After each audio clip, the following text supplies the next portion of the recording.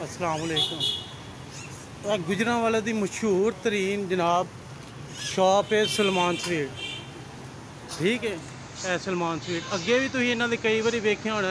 इन्हां दी बेकरी चो काफ़ी ना बोल्ड चीज़ां मतलब कि चूहे दौड़ते या कोई ऐसियां चीज़ां वेखियां जरूर होन। ए वेखो अज भी रसमलाई लाई है तो वेखो बिल्कुल विच वाल ए इन्हां दी सफाई है। ए इन्हां दा सारा मामला ते मैं इन्हां नाल गल करन लगा तो चलाओ जा के गल करने।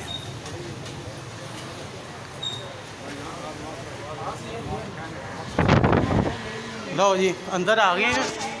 भी आते हैं जी हम रेगुलर नहीं है, हम तो सिर्फ देख रहे हैं, समझ रहे हैं। ये पहली मरतबा इतफाक़ हुआ है।